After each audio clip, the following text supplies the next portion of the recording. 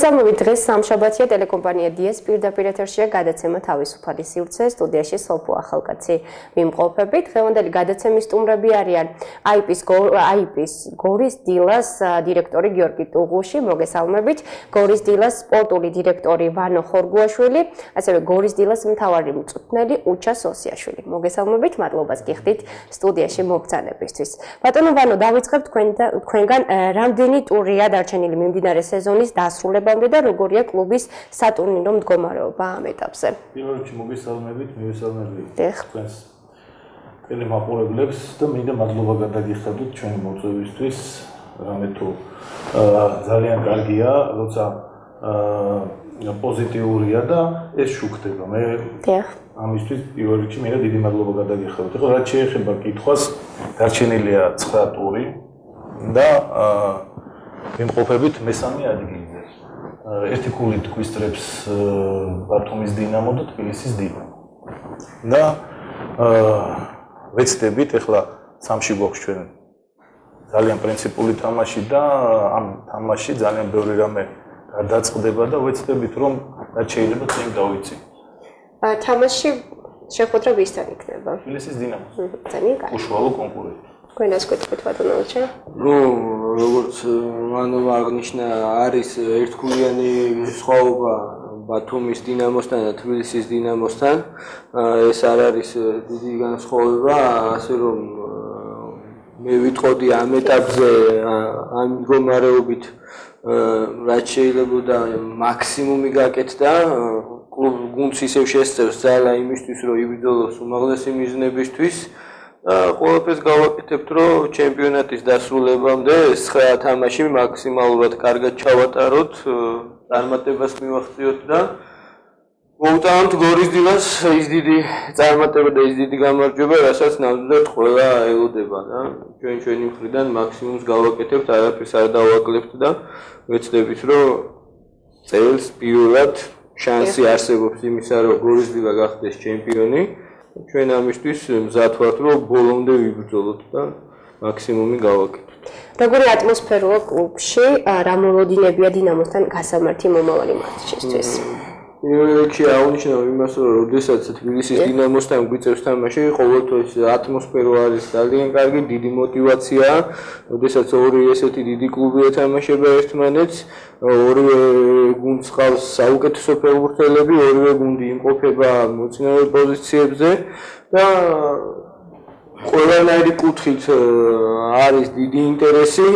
ფაქტიურად ეგრეთ უწოდებენ და საუბრობენ საფეხბურთო წარმომადგენლების ადამიანები, ვინც ფეხბურთში არიან ჩართული, რომ ფაქტიურად საჩემპიონო თამაშად ითვლება. იქიდან გამომდინარე, თუკი ჩვენ მოვახერხეთ ამ თამაში გამარჯვება, უკვე გავდივართ 2 ქულით წინ და ფაქტიურად დიდ უპირატესობას მოვიპოვებთ ამით.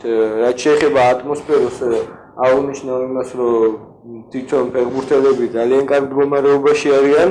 ჩვენ ეს 10 დღიანი პაუზა, რომელიც საჩხერის თამაშიდან 3 რიცხვის თამაშამდე გქონდა, მაქსიმალურად გამოვიყენეთ. მაქსიმალობაში გულისხმობ იმას, რომ გუნდი იმყოფებოდა ქალაქ გორში, ეგრეთ წოდებულ სბორებს რომ ვეძახით, ორჯერადი ვარჯიშები იყო, 2 დღის განმავლობაში ამხანაგური თამაში ჩავატარეთ და მაქსიმალურად კარგ პირობებში მოემზადა გუნდი 3 რიცხვის სათამაშო და კიდევ დარჩენილი გვაქვს ჩვენ 2 დღე. ამ 2 დღის განმავლობაში ხვალ ვიქნებით ქალაქ გორში, ზეგ უკვე გამგზავრებით ქალაქ თბილისში, სადაც დავბინავდებით სასტუმროში, ერთად ბომონ გარდენში.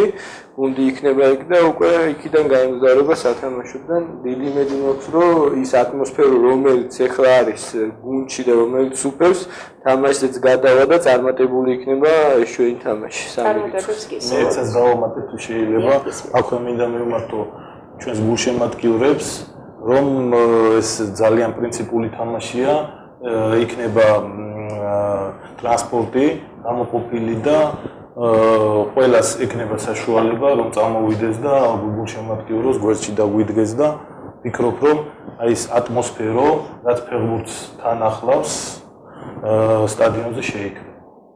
ძალიან კარგი. ბატონო გიორგი, გადმოვიდეთ თქვენთან. გორის დილა კვლავ რჩება მერიის ბიუჯეტის ბალანსზე, რამდენად საკმარისია ადგილობრივი ხელისუფლების მიერ გამოყოფილი ფინანსები და არსებობს თუ არა კლუბის დაფინანსების გაგრძელების პირობა. მოგესალმებით პირველ რიგში.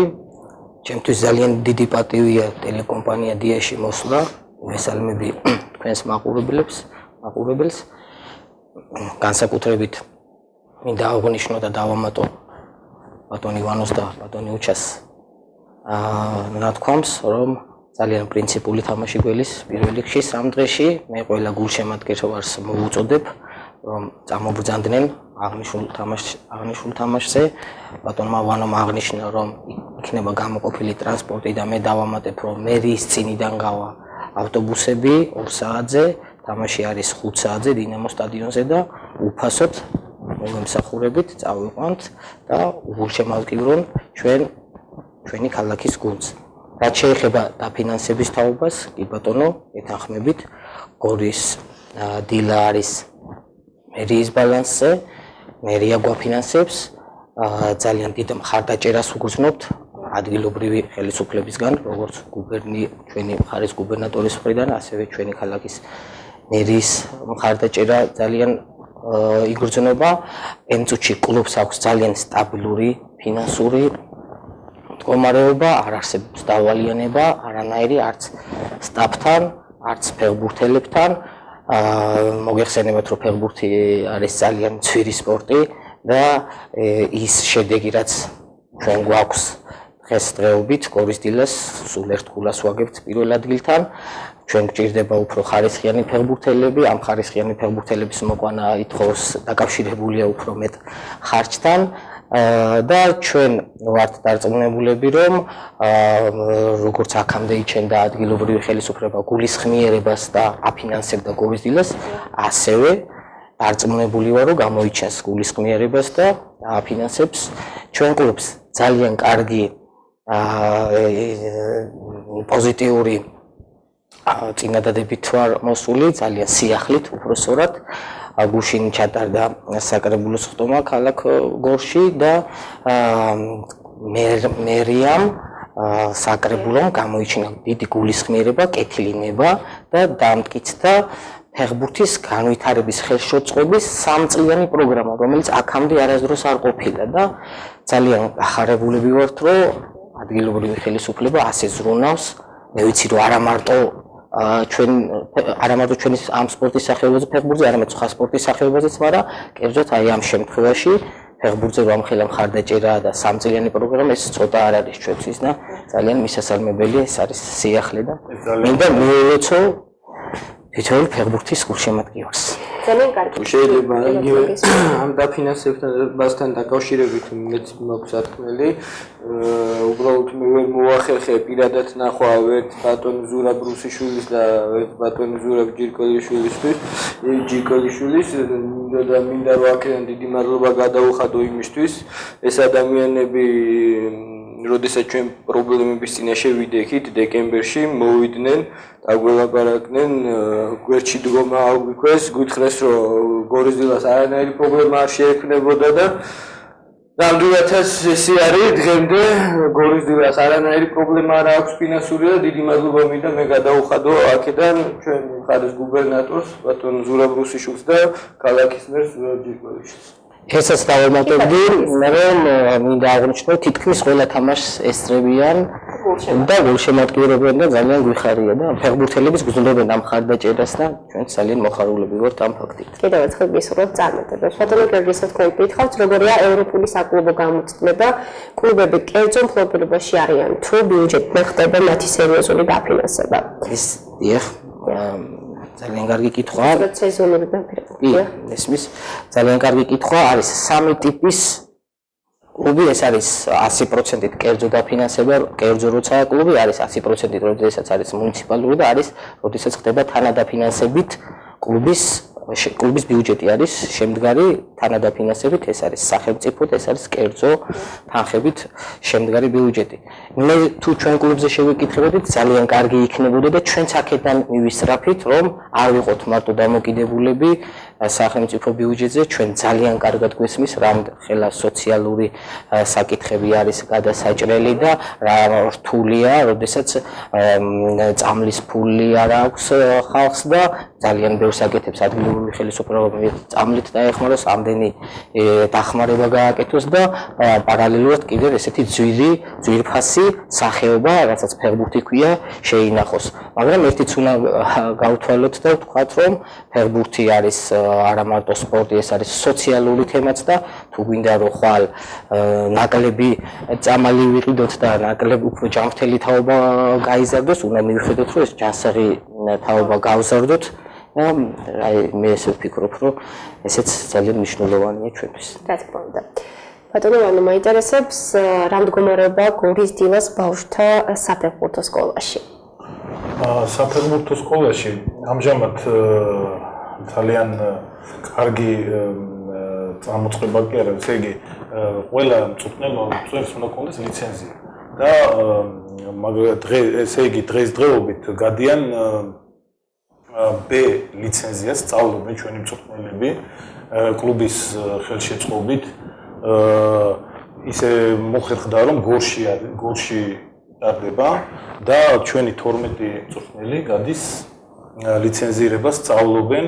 ეს რასაკვირველია წაადგება ჩვენ ბავშვთა ფეხბურთს და მე ვფიქრობ რომ ლიცენზიის გარეშე და სწავლის გარეშე ბავშვებთან ისე გამულებს არაფერი არ ესაქმება. რაც შეეხება უშუალოდ თვითონ სკოლას, თქვენ წარმოიდგინეთ დროთა განმავლობაში სულ მატება, ბავშვები მოდიან, ჯგუფები ძალიან ბევრი ყავს და ვიმედოვნებთ, რომ გორის დილას სათანადოდ მოაწვდიან ფეხბურთელს. მეც დავამატებდი იგივე სკოლასთან დაკავშირებით და აღნიშნავ იმას, რომ მე მომიწია სულ რაღაც 8 თვის წინ ჩამოსვლა და ჩემი თვალით უყურებ და ვხედავ ამ ბავშვების განვითარებას. პირველ რიგში მინდა აღნიშნო ის, რომ ამ 8 თვის განმავლობაში აშკარად ეთყობა ის, რომ რაოდენობა გაიზარდა ბავშვების, მეორე ეთყობა ის, რომ არიან უმჭირესი ბავშვები. მესამე ის ნაბიჯი, რაც გადაიდგა უშუალოდ სკოლის განვითარების თვალსაზრისით, ეს არის მწვრთნელთა ლიცენზირება. ეს არის უდიდესი საქმე და წინ გადადგმული ნაბიჯი, 12 მწვრთნელი, რომელიც სრულყოფილად შეისწავლის, მიიღებს იმ განათლებას, თუ როგორ უნდა აღზარდოს ბავშვი ის ფეხბურთელი, უდიდესი ნაბიჯები არის უკვე გადადგმული ბავშვთა ფეხბურთის განვითარებისთვის და მხოლოდ მისასალმებელი არის ის პროექტები, რომლებიც ხორციელდება საფეხბურთო სკოლის განვითარებისთვის. მე ძალიან ეს კითხვა არის ჩემთვის ძალიან საყვარელი და ძალიან მისასალმებელი და მე ძალიან მადლობელი ვარ, რომ საშუალება მისცემა, რომ ვისაუბრო გორის დილას ბავშვთა საფეხბურთო სკოლაზე.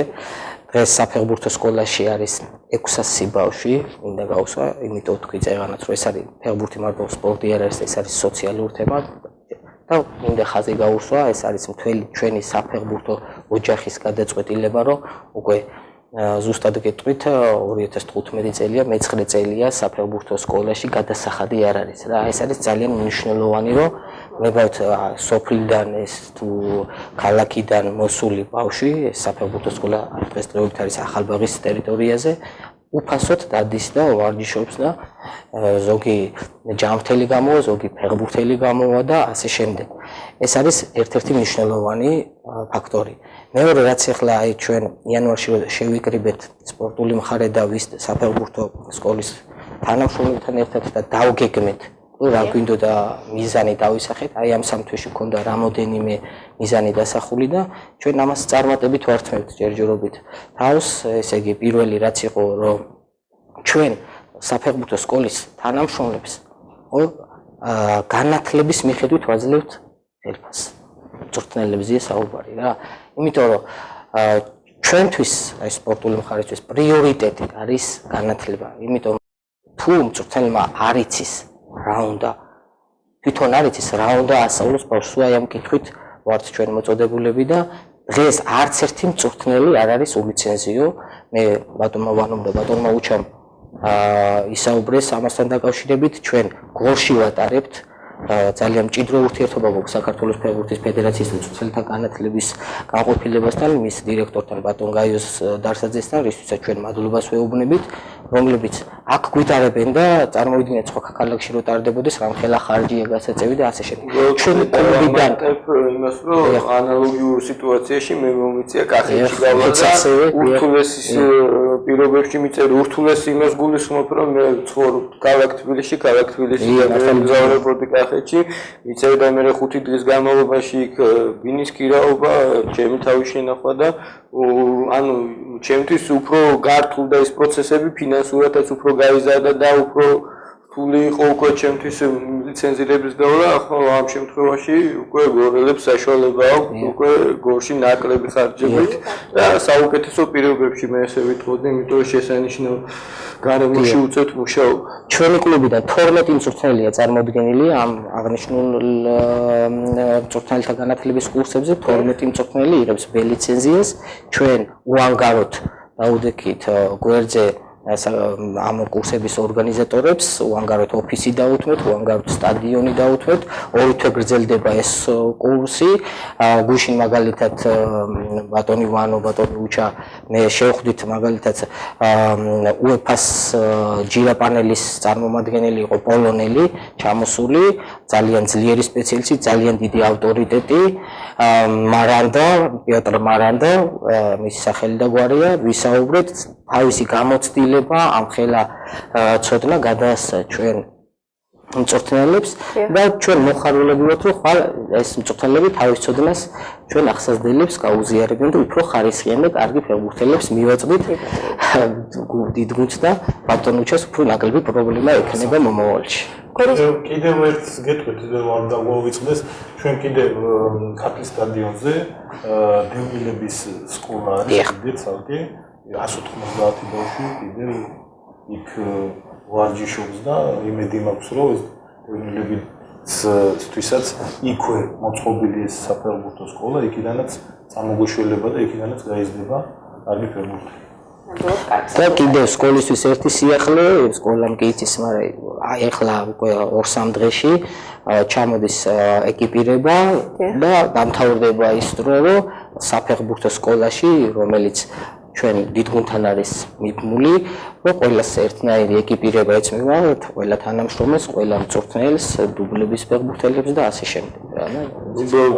კიდევ ერთ დავამატებ მე ამ ეტაპზე ჩვენი სკოლის აღზრდილი 4 ფეხბურთელი რიცხება დიდ გუნდში და მე რასაც უყურებ იმ ბავშვებს რომლებიც მოდიან სულ რაღაც 4-5 წელიწადი დასჭირდება ალბათ და უახლოეს მომავალში გორიზდილა შეივსება გორელი ფეხბურთელებით და დიდი გადადგმული ნაბიჯი იქნება იქნა გამომდინარე რომ რეგიონის ფეხბურთი განვითარდება და რეგიონი მიიღებს სარგებელს აქედან ძალიან თან აი მაგალითად ადრე პირიქით იყო ხოლმე მე ესე იგი სულ 4 ჩამოყვანილი იყო ხოლმე მაქსიმუმი დანარჩენი გურის საფეხბურთო სკოლიდან და დარწმუნებული ვარ რომ ისე რეგდრო მოვა და ესე იქნება.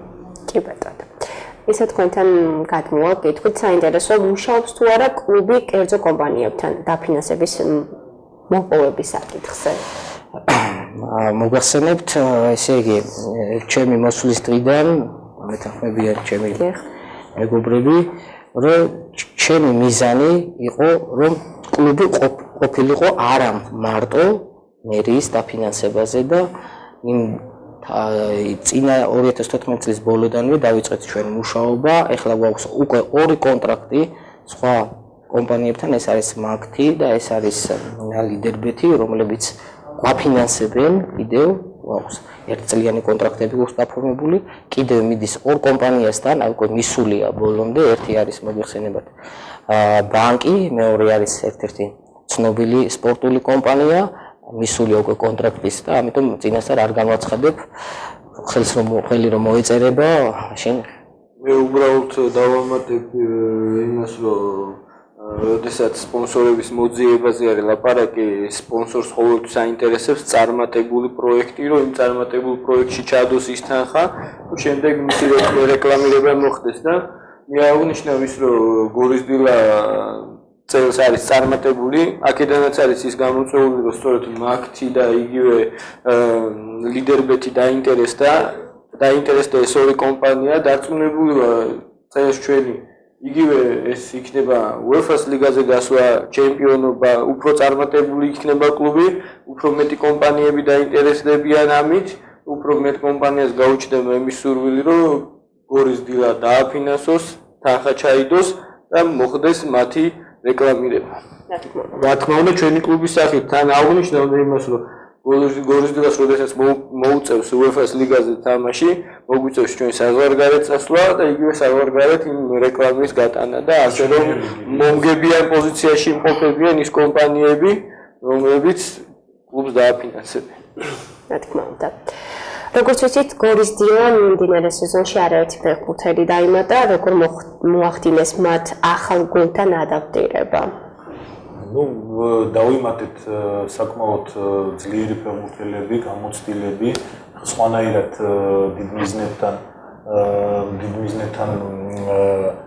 დიდ მიზნების შესრულება სხვანაირად ვერ გამოვიდება.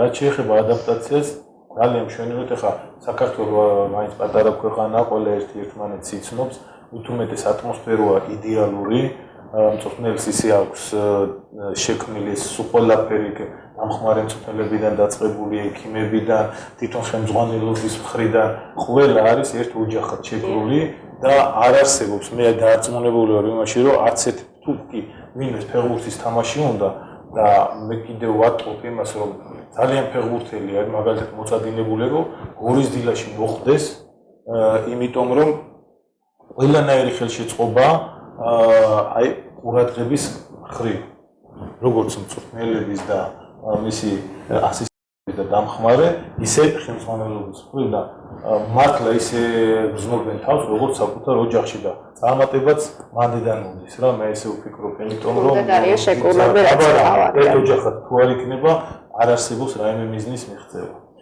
მე დავუმატებ უბრალოდ მხოლოდ დადებითზე იყო აქ საუბარი, უბრალოდ პატარა უარყოფით მოვლენას გაუსვირნე ხას, ეს არის ადაპტაციასთან დაკავშირებით. სამწუხაროდ იგივე გიორგი ხიდეშელი, ირაკლი ძარია ტრამვის ქვეშ იმყოფებიან, ამ ეტაპზე ვერ ვიყენებთ ამ ფეხბურთელებს.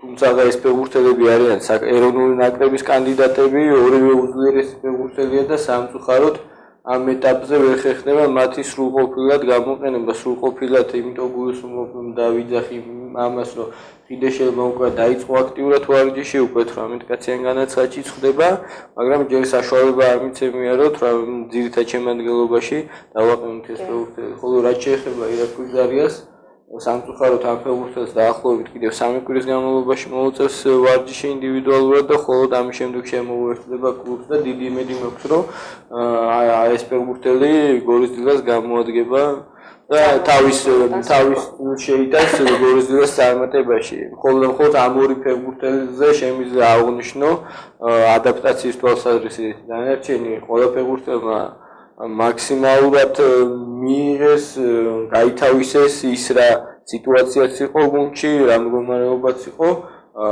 და ცდილობენ რომ მიყვნენ იმ დინებას, როგორ დინებითაც მიდიოდა გუნდი აქამდე და თან ამატებენ იმას, რომ თავისი ძალებით უფრო წარმატებული გახადონ ეს გუნდი. კი ბატონო. საქართველოს 2017 წელს ევროპის ახალგაზრდულ 19 წლამდელთა ჩემპიონატს მასპინძლობს. ერთ-ერთ მასპინძელს ქალაქად გორის დილაც განიხილება და საკითხით შეიძლება მოუტანოს, რა სიკეთეები შეიძლება მოუტანოს გორის დილას, თუნდაც ინფრასტრუქტურულად აღნიშნული ჩემპიონატის მასპინძლობა. ამაზე ძალიან ბევრი შეიძლება ვილაპარაკოთ.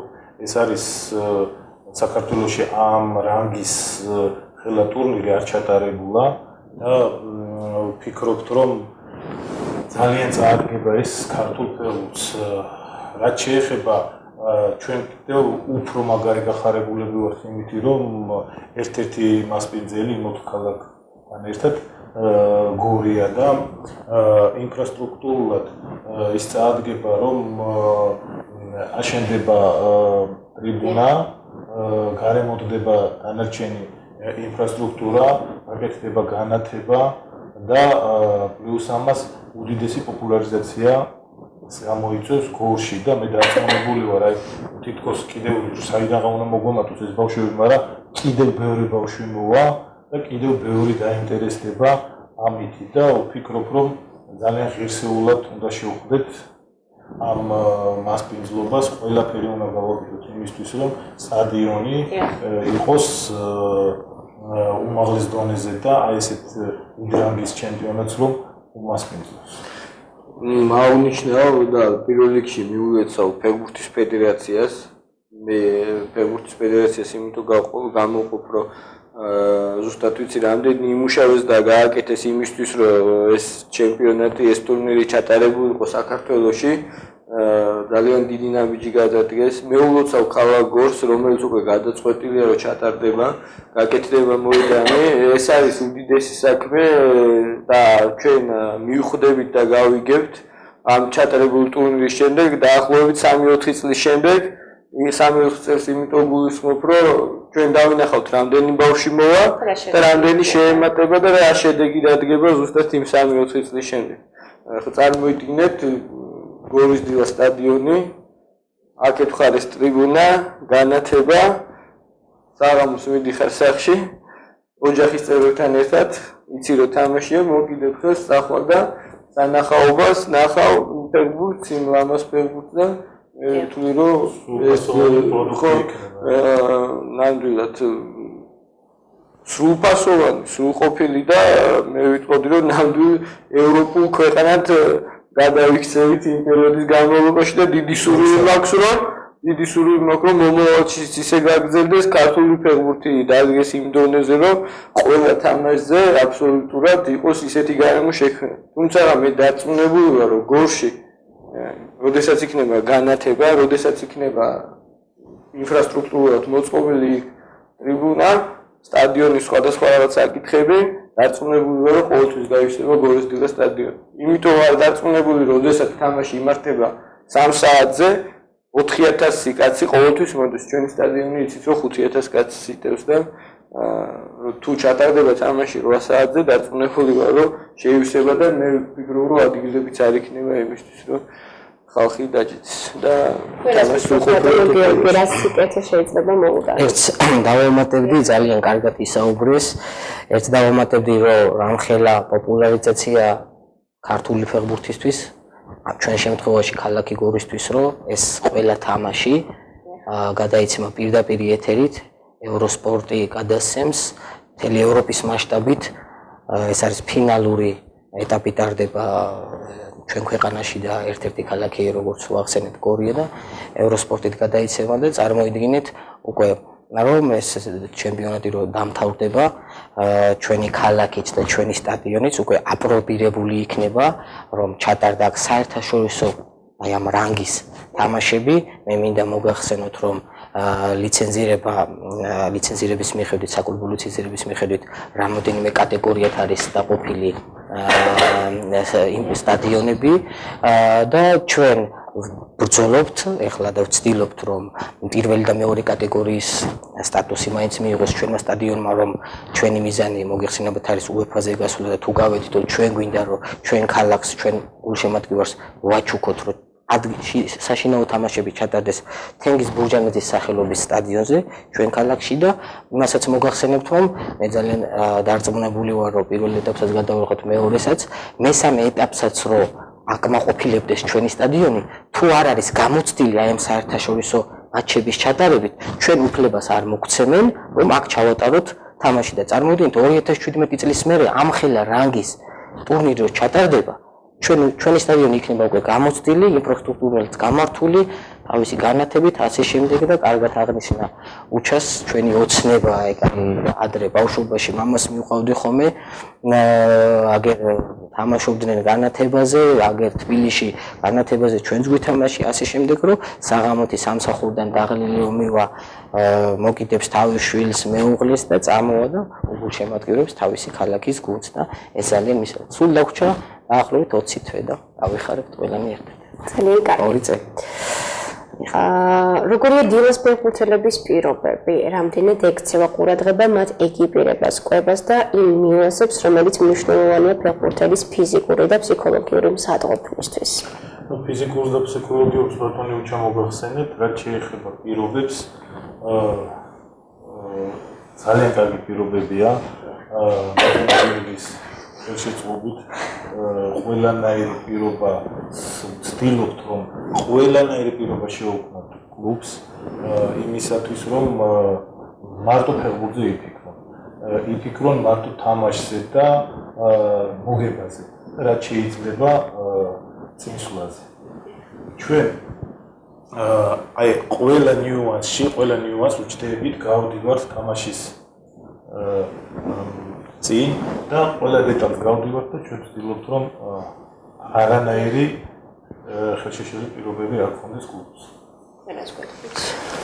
მე აღნიშნავ იმას, რომ გორისდილა დღესდღეობით იმყოფება მე ვთვლი, რომ დინამოს შემდეგ საუკეთესო პირობებში, როგორც სახელფასო კუთხით, ისე საპრემიო კუთხით, ისე საყოფაცხოვრებო კუთხით, საყოფაცხოვრებას იქიდან გამომდინარე ვიძახი, რომ ის ჯამოსული ფეხბურთელები, რომლებიც არიან და არც თუ ისე ცოტანი არიან 14 ფეხბურთელში ადრეს 14 ფეხბურთელი ცხოვრობს ქალაქ გორში, კლუბს აქვს ვალდებულება აღებული, რომ კვებით, გადასახადებით, საცხოვრებელი გადასახადებით უზრუნველყოს და მე ვთვლი ეს უდიდესი დახმარებაა და ხელშეწყობაა.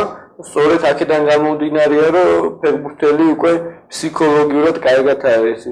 ფეხბურთელმა იცის, რომ სახში როდესაც მივა აქვს საჭმელი და კარგი საჭმელი აქვს, იცის, რომ გადასახადებზე პრობლემა არ შეექმნება და მოწესრიგებული იქნება. ერთადერთი რჩება ის, რომ გამოვიდეს, სრულყოფილად დაიხარჯოს თავისი გუნდის, თავისი ქალაქის წინაშე და მაქსიმალურად მაღალი შედეგი გააკეთოს და სწორედ ესეც იქცევიან, მე მინდა ამის აღნიშვნა, მაქსიმუმს აკეთებენ, რომ გორისდილა იყოს წარმატებული და ჩემპიონატშიც თვალნათელია და კარგად ჩანს. მე აღნიშნავ იმას, რომ ეხლა იგივე თბილისის დინამოს და ბათუმის დინამოს ჩვენთან შედარებით გაცილებით დიდი ბიუჯეტი აქვს, მაგრამ ამ ბიუჯეტის მიუხედავად ჩვენ შორის ძალიან დიდი განსხვავება არ არის. მე პატარა განსხვავებასაც ვხედავ, მე იქიდან დავიწყებ, ჩვენ ყველა ვართ თანაბამდგომარეობაში და შეგვიძლია, რომ თუნდაც ლევანდელ წელს ჩვენ მათ ვაჯობოთ იგივე შედეგების თვალსაზრისით. და ეს შედეგები გამომდინარეობს იქიდან, რომ არის კლუბში იდეალური პირობები შექმნილი, რათა ისინი იყვნენ სრულფასოვნად მომზადებული, როგორც ფსიქოლოგიურად, ისე ფიზიკურად. როგორც ვიცით, საფეხბურთო მენეჯმენტის მიმართულებით შვეიცარიაში მიიღეთ განათლება, გაძლევთ თუ არა კლუბში არსებული ფინანსური რესურსები დილაში თქვენი ცოდნის რეალიზების საშუალებას. მოგახსენებთ, რაც შეეხება საფეხბურთო მენეჯმენტის კურსებს, რომელიც შვეიცარიაში ჩატარდა და 1 წელი გრძელდებოდა, სულ ერთი თვეც არ არის, რაც დავამთავრეთ. ღირსეულად ჩვენი ქალაქი და ჩვენი კლუბი არ შეგვირწმენია, მინდა გითხრათ და მე ყველანაირად შევეცდები, რომ იმ რესურსებიდან გამომდინარე, რაც კლუბს აქვს და რაც და იმ მიღებული ცოდნიდან გამომდინარე, რომელიც მე მივიღე ლოზანის უნივერსიტეტში, ეს კოორდინაციაში მოვიყვანო და ნაბიჯ მივიდეთ და მე ჩემი მთელი ძალისხმევა არის ის, რომ ჩემ თანამშრომლებს კლუბში გავუზიარო ეს მიღებული ცოდნა და ავიდეთ ნელ-ნელა, გადავიდეთ ევროპულ რელსებზე, საფეხბურთო რელსებზე და ნელ-ნელა ეტაპობრივად თვალი გავუსწოროთ იმ რეალობას, რაც ევროპაში ხდება და ჩემი აზრით სწორი გზა ესეა. მე უბრალოდ მინდა აღნიშნო, გიორგი მუამას არ ეთყო და ასეთ შემთხვევაში გიორგი ერთ-ერთი წარმატებული მოსწავლე იყო, მე მინდა ამის აღნიშნა, სწორედ ის ლექტორები, რომლებიც იყვნენ ჩამოსულები, აღნიშნეს თქვენს, რომ ერთ-ერთი წარმატებული მოსწავლე იყო, რომელმაც გამოცდები საუკეთესო კუთხით ჩააბარა და საუკეთესო ნიშნები მიიღო და მე მინდა მივლოცო და წარმატებები ვსურვო, ეს თავის ცოდნა გამოიყენოს და მოახმაროს თავის კლუბს, თავის ქალაქს და ზოგადად საფეხბურთო სამყაროს. კი ბატონო, გადაცემის ბოლოს მინდა გითხრათ, რა სიტყვით გუნდის მთავარი მწვრთნელის შესახებ, რამდენად კმაყოფილია ხელმძღვანელობა და ახალგაზრდა სპეციალისტის მუშაობა. რა ვიცი, ხო მიგინან დავიწყოთ ეს თუ ახალგაზრდაა, აი მე ეს ხუმრობა იყო ერთ-ერთი აი ყველაზე კარგი რაც ჩვენ გავაკეთეთ, ეს იყო ბატონი უჩას მოყვანა გუნდში რამე თუ აი ყველანაირად გაიხსნა ხო აი მე დარწმუნებული ვარ იმაში რომ რაც დრო გავა უფრო კარგი შედეგები გვექნება ესე იგი იდეალურად პოულობს საერთო ენას ფეხბურთელებთან აი იდეალურად ახერხებს ხელმძღვანელობასთან ურთიერთობას და რა ვიცი აი ჩვენი ოქროა რა ესე რომ ვთქვათ მოკლედ რა წინავს ჩვენი ოქრო ქვედას დავამატებთ მე მოგახსენებთ უჩა სოსიაშვილი არის მხოლოდ 25 წლის ძალიან ახალგაზრდა, ძალიან პერსპექტიული და მინდა ხაზი გაუსვა ძალიან დიდი პოტენციალის მქონე მწვრთნელი. მე ძალიან ბევრი მწვრთნელთან მქონია შეხვედრა, რომლებიც დროში ჩერდებიან და ასე შემდეგ და ეს კაცი ეს ახალგაზრდა ადამიანი სულ აი ვექტორი მიდის სულ მაღლა და მე უჩას უსურვებდი რომ ეს ვექტორი აი ეს წარმატების ვექტორი შენი სიმაღლეები აი ეს წინ წასულიყოს და სულ ახალი და ახალი მწვერვალები დაგეპყროს და მე მინდა გითხრათ რომ უკვე დიდ გუნდში უჩა უკვე მესამეა გორის დილა მისთვის დინამ სამტრედიაში პირველ ადგილზე დატოვა სამტრედია რო დღეს გადმოსულია ბატონი უჩასი ლომის წილია პლუს დინამოური ძალიან დიდი გამოცდილება მიიღო ამ ახალგაზრდა კაცს მინდა გითხრათ კი მეორე მესამეზე დაამთავრა და ეხლაც გორის დილაში ძალიან ბევრი უწინასწარმეტყველებდა სხვანაირ გზას და აი ეს კაცი თავისი საქმით საუბრობს რა შეუძლია რომ არ იყოს უფრო მეც ვისაუბრებით ალალად მინდა გითხრათ და წარმატებებს გისურვებთ მე დარწმუნებული ვარ უჩა რომ ამდენ ქალაქს შენ წარმატება მოუტანე და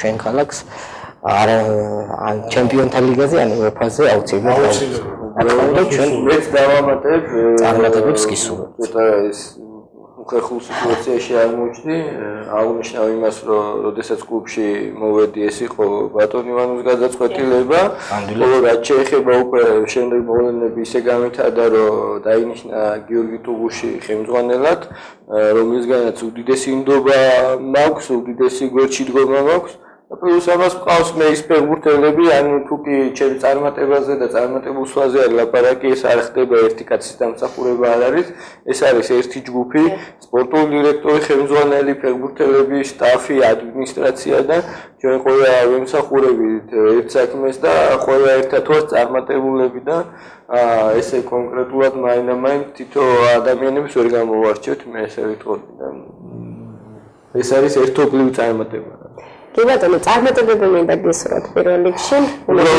შეიძლება ერთი მართლა მინდა ჩვენ გულშემატკივარს მივესალმო. მე მინდა მათ უთხრა, რომ გორის დილა მაქსიმალურად იბრძოლებს იმისთვის, რომ იყოს წარმატებული არა მარტო დინამოსთან იმ 9 მატჩში, რომელიც დარჩენილი არის. მე მინდა მათ უთხრა, რომ ყველა ფეხბურთელი, ყველა გუნდის თანამშრომელი მწვრთნელები მაქსიმუმს გააკეთებენ განსაკუთრებით დინამოსთან მე ვიცი რამხელა მოლოდინი აქვს დინამოსთან თამაში რამხელა განცდებია ელოდებიან ამ თამაშს ჩემპიონატი როდესაც იწყება ელოდებიან დინამოს თამაშს ჩვენ გულშემატკივარი როდის ვითამაშებთ თბილისის დინამოსთან რომ უშუალოდ გაირკვეს რომ მოახერხოთ გამარჯვება რომ ის დიდი სიამოვნება მიიღონ მათ და მე ვიდები რომ შევეცდებით ყველაფერს გავაკეთებთ იმისთვის რომ მათი გულები გავახაროთ ამ თამაშზე და თქონა არ ჭირდება ნამდვილად და ზუსტად ვიცი რომ უამრავი გოლები იქნება თბილისის დინამოსთან თამაშზე კიდევ ერთხელ შევახსენოთ მაყურებელს 3 აპრილს 17 საათზე ესე გორის მერიის წინ 2 საათზე გავა ავტობუსი კი ბატონო შეგიძლიათ სრულიად უფასოდ წაბრძანდეთ ჩამობრძანდეთ გულშემატკივრად გორის თემას აუცილებლად უნდა წაბრძანდეთ თვითონვე თქვენთან კარი.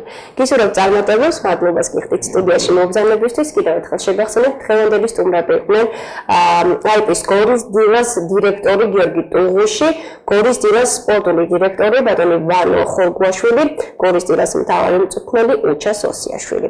მადლობას გიხდით, მემშვიდობებულ მაყურებელს ნახვამდის.